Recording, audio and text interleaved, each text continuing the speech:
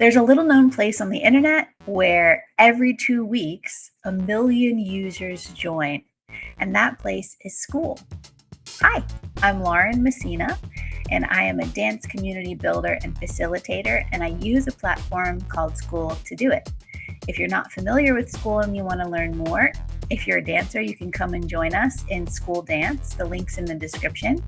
Or you can check out a link to start your own Skool community. And you can now do that for just $9. If you're watching this inside the Skool Dance community, thank you so much for tuning in to this first episode of Learn with Lauren. And this episode was encouraged by a question from one of you. So if anyone else has a question, something you think I might be able to assist with, please just send me a DM and I would love to share from my own experience. All right, so we are talking about how to leverage Skool to grow your business. This is related to a question about building a virtual dance class business and attracting new members, acquiring customers. Let's go ahead and jump right in. Let's see if I can share my screen. All right. Bum-ba-da-dum. Okay. We'll go back to the beginning. So we're talking today about leveraging Skool to grow your business. These are 10 participation ideas for community members by me, Lauren Messina.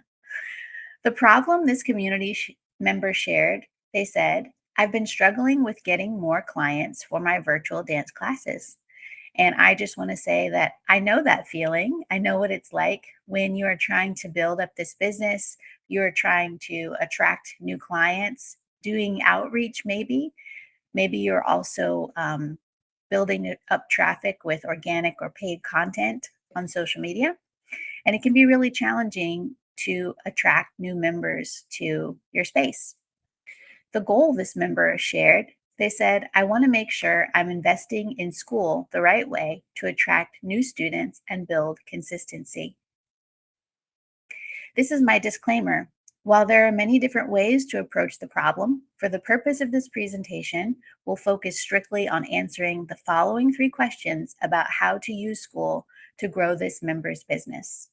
There are so many ways that we can approach the problem, and this is just my response. So I would love to hear from you. If you have a minute to drop an answer in the comments, if you're watching on YouTube or if you're watching in Skool, leave a comment and share how you would approach this problem. I know in the Skool Dance community, we have several community members that are coaches and mentors and business industry leaders. And I think that this member would love to hear from you as well. One of the most powerful things about Skool has been the opportunity to collaborate. And so this is an open discussion for anyone who's involved. The first question, what should I be posting regularly on Skool to keep people engaged? This is an incredible question and one that I came across myself in the beginning of my Skool journey. And even now, lots of members of this community will know from a year and a half ago questions I've asked in the Skoolers community, which is a private community for anyone who has a Skool community. You can start your own for just $9 a month now on the hobby plan. And it's a great place to have your calendar, your community, any classes you have going on, and your content all in one place. And to make sure that your members are able to hear what it is that you have to share. Let's go on here. So my answer for this question, first of all, for this member, I would say it's helpful to consider the reasons that we are engaging in this topic to begin with. So why do you want people to engage with what you have to share? That would be my first thing to consider. Do you want them to engage for the purpose of coming into your virtual classes? Do you want them to engage to start conversation? I don't think that there's a right or wrong answer, but it's wonderful to consider what are the reasons that you want them to engage, because that will help with how you approach the problem. Comments and replies. These are completely underrated. Let's see here.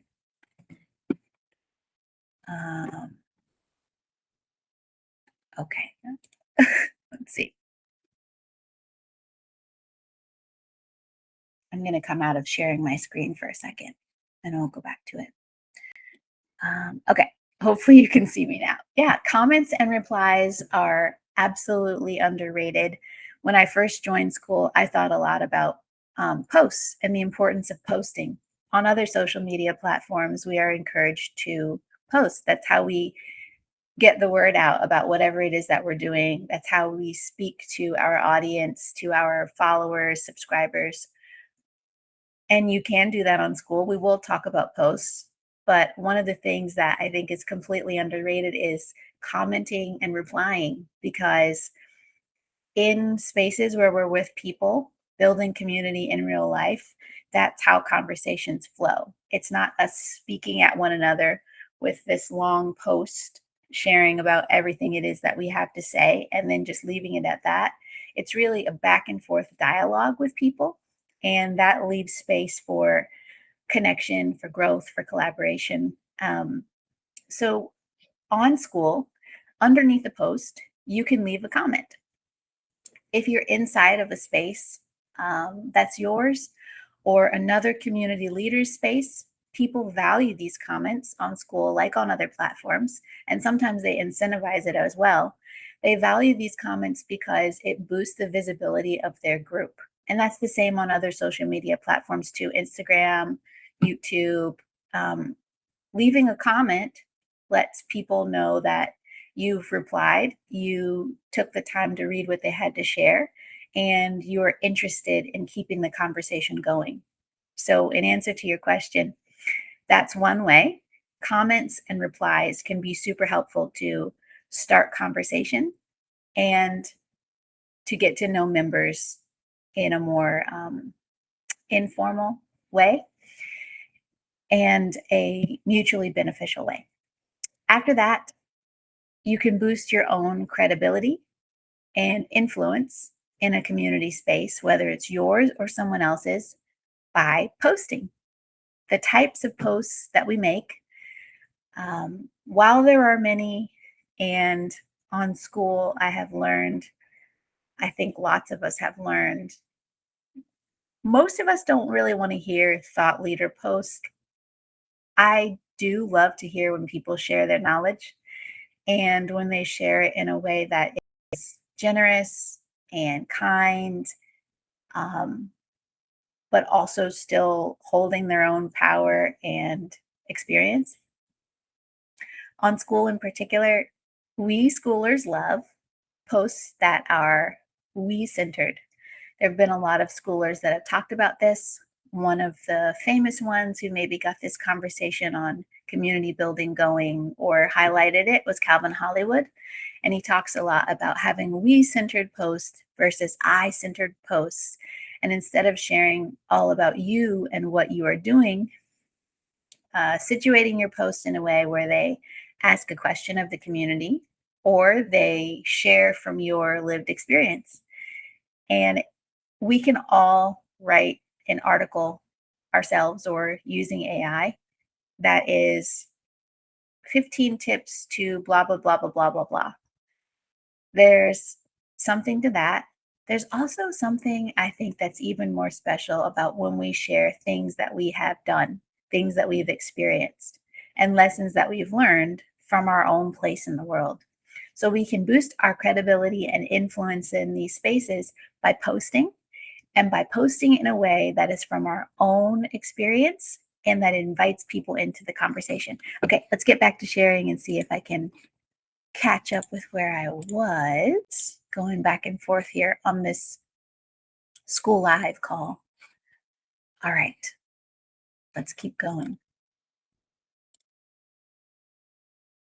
So, and that was in answer to the question, what should I be posting regularly on Skool to keep people engaged? And my response was to consider why you want them to engage to begin with. That will help with deciding what it is that you want to post and how you're going to go about doing that. Using comments and replies to start conversation and keep it going and flowing, and then use posts to build your credibility and influence. I will say, in a community space, when you're coming in and it's not your group, You'd be surprised how much the people who are the leaders, facilitators, managers of these spaces really love when people post and share to build their own credibility and influence. In school, I've seen this done so well. There are many people who have grown their school brands because they've posted in the schoolers community in ways that are mutually beneficial for the community leader and for them as well. They're not posting direct links to their offers and services. They're not spamming people in the DMs. They're not making posts that you can tell are purely to generate traffic to their own page. They're thinking about the needs of the space that they're in, and they're considering, how can I connect what I have to share with this topic? How can I weave in something that is beneficial for me to share in a genuine way, and it also elevates the entire community space? The next question is, how should I interact with your community to let them know more about what I do without coming across too salesy? We've touched on this a tiny bit, and this member is talking specifically about the school dance community. So that is what's in my mind right now. How can they interact with this community to let people know more about what they do without coming across too salesy? Many of us have considered this, I think, in business, how we can come across in a way that shares, and that sharing word is what I come back to. Um, it's it's easy to share authentically, and I think that's a way to separate feeling salesy and feeling like you have something that's of so much value that you want to share it with the world. And you can do that by building trust and genuine connection with people. That will come from the intention that you set for yourself. If you show up in a space, and I understand we all have our own needs when it comes to building up our businesses, we need to leverage some of these spaces to access people because it's an opportunity for us. I think there's a way to do that, to build trust and genuine connection with people. And they can feel that, they can sense that when you're talking to them, you are talking to them and interested in what they have to say, even in a comment that we type. Or I'll also encourage you to post photos, even videos. Now on Skool, you can use the video feature and you can reply with a comment that's a video.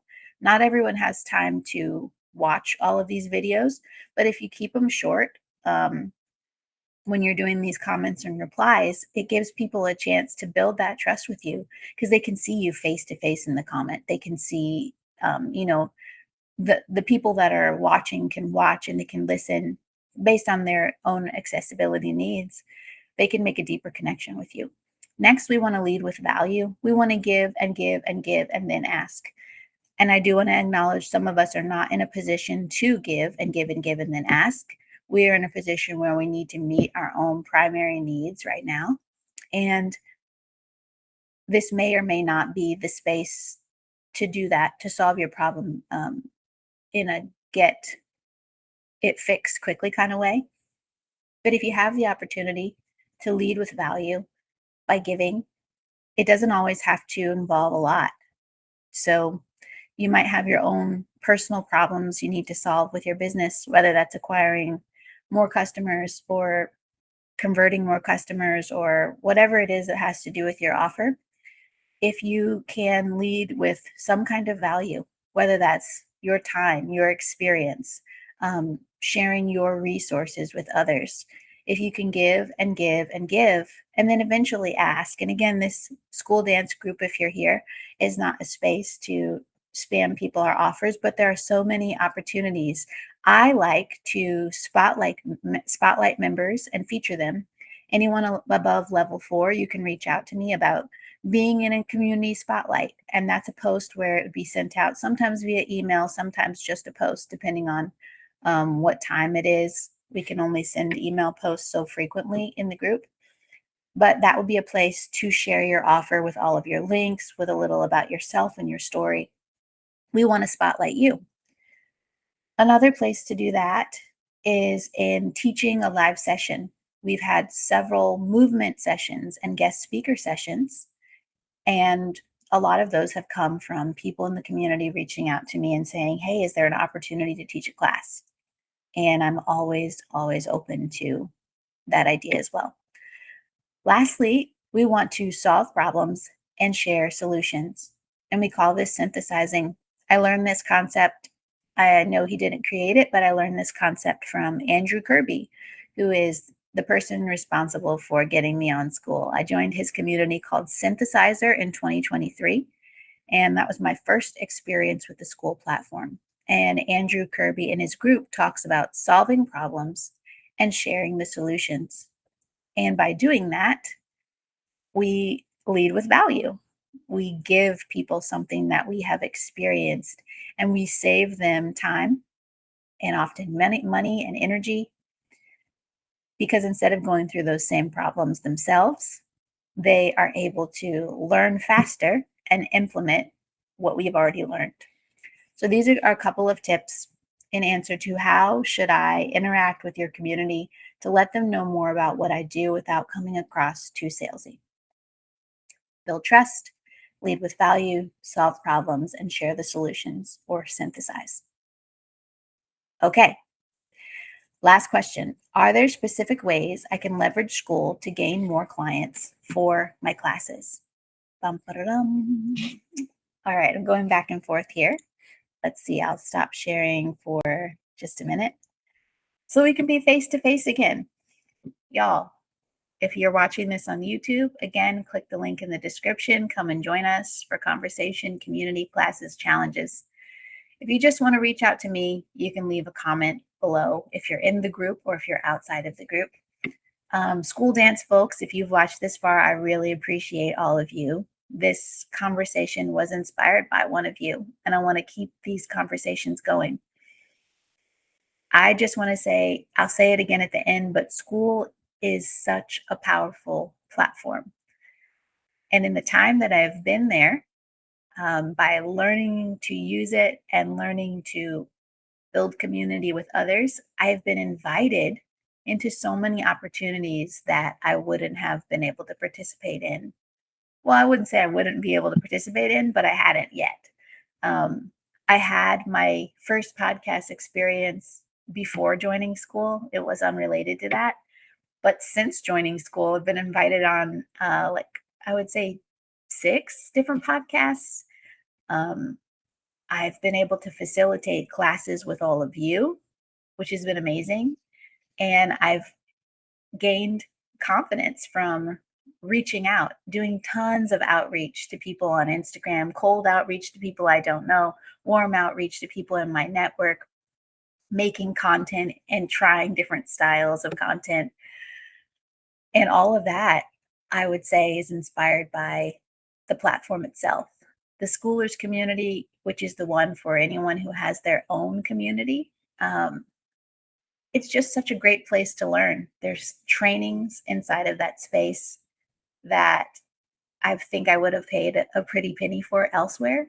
There's opportunity to connect with the founders of Skool, and the founder of Skool sent me a DM. Like that would not happen, I don't think, on other platforms, to be able to have that connection and proximity to creativity and to the people who are building this awesome platform.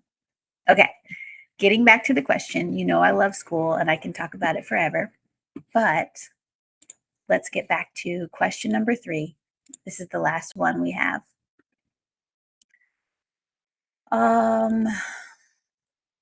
Okay, so yes. Are there specific ways I can leverage Skool to gain more clients for my classes? Absolutely. The answer I would share, there are a few. Become a top contributor. If you are a schooler, you've been on Skool for a while, you'll know Ryan Duncan calls himself a top contributor. Ryan Duncan is a community member who came in and won the very first Skool games, I believe. I was there.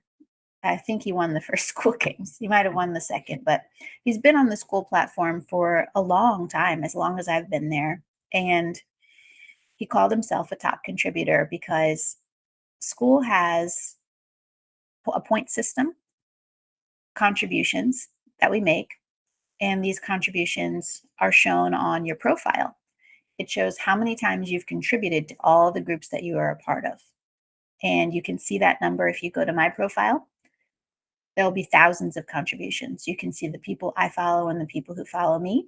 Some of that is by default. If you have a group, all the people in it will follow you by default unless they change it. But a top contributor is someone who comes in to a community and contributes, whether that's posts, comments, likes. Um, they share, but they also just keep conversation going. And Ryan came in and did that in the school games community and the Skool community, which is now Schoolers, and became the first person, I think, to get to level 8. I might be, one of you can correct me, but there's level 9 is the highest level you can get to in a community, and it takes several points to get there. I think a lot of us are maybe leaning away from being incentivized to engage in different spaces. I know that I want to make those choices for myself. So this is not me encouraging you to come in and farm likes and game the system. This is just me pointing out how Ryan came in and saw how he could contribute to Skool at the time. It was at a time when Skool was growing and they did not have a large moderation team. So he came in and I can't remember what he called himself, but he was basically making himself available to answer questions for everyone who was new to Skool and to just reply and help people out where they needed it. That first wave of him doing that and accelerating his own brand and winning the Skool games, all of those things worked as a sort of flywheel that has been helpful for him as he is leading people in ghost operating now and teaching them how to run the back end of other people's communities and how to reach out to potential clients to build schools for them. Becoming a top contributor opens up an array of opportunities for people when they allow themselves to give to another space.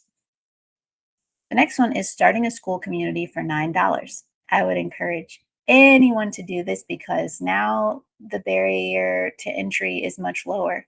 Skool communities used to be $99, and that's what we pay every month for Skool Dance to host this group on the platform. And any other communities I have, I usually go with the $99 plan. There are some features that are different for pro versus hobby plans, but the hobby plan is a great place to start.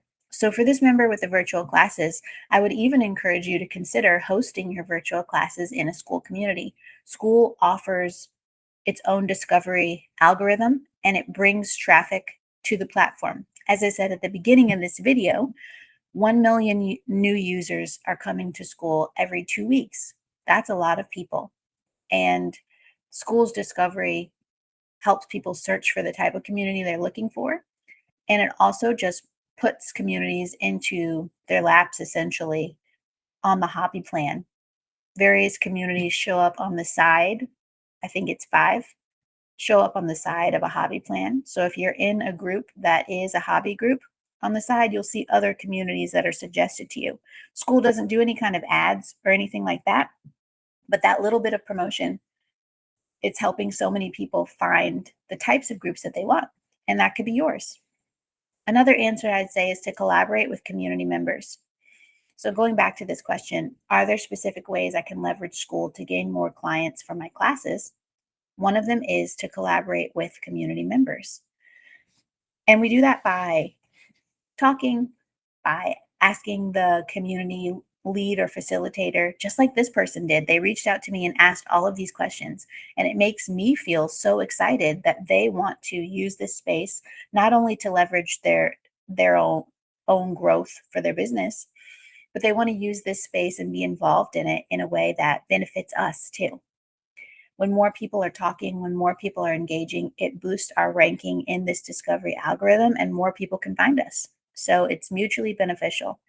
You can collaborate with community members to do a project. You can make a post and say, hey, I was really interested in doing this weekly, maybe not weekly. You might make a post and say, hey, is anyone interested in hopping on a call with me so that I can share a little bit about heels dance history? We can schedule that inside of the group.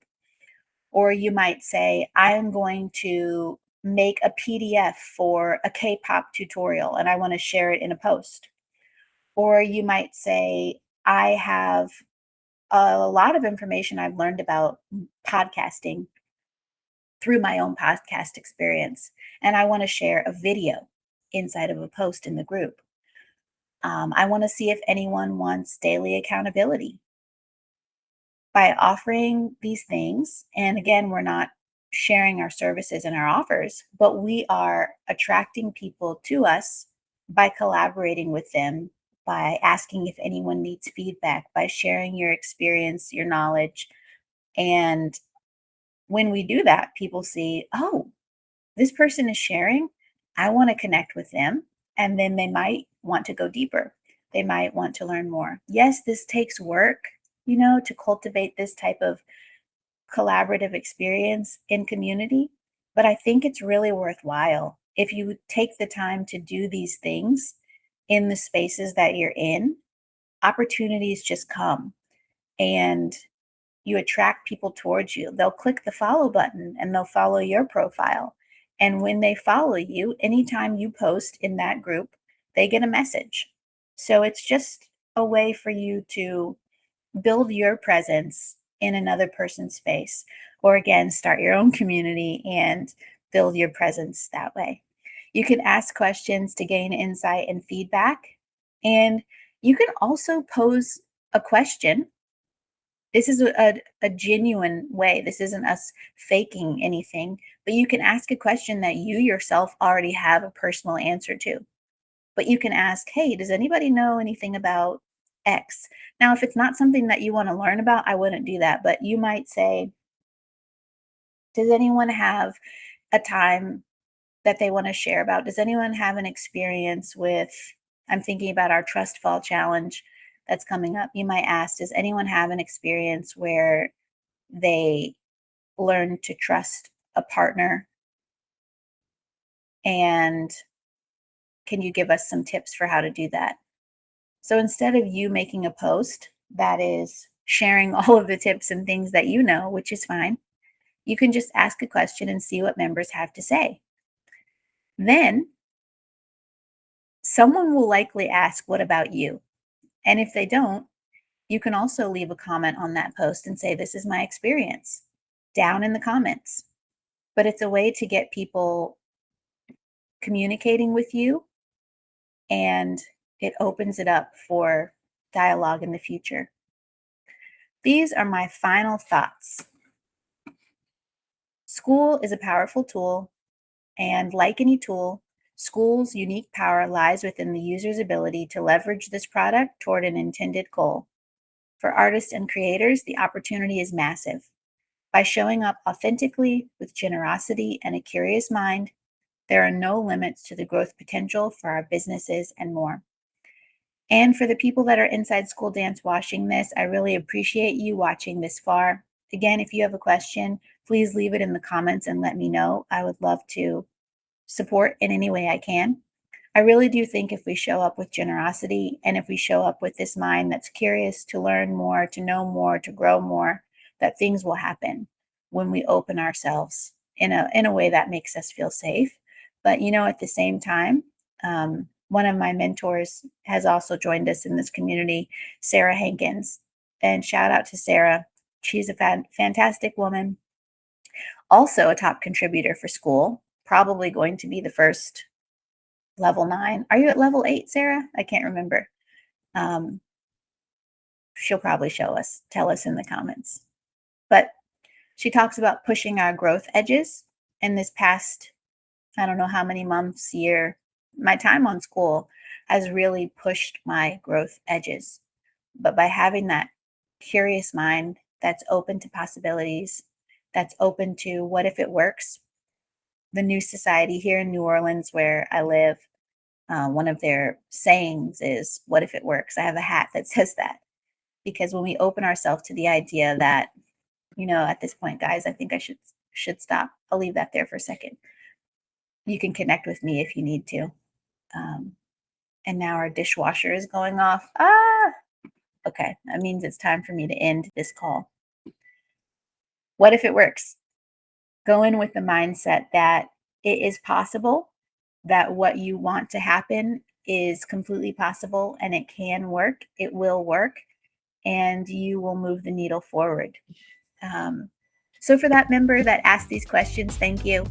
I know that you are going to attract the audience that you so desire. You are going to attract the members that you want for your virtual classes. Some of them might even be here in School Dance.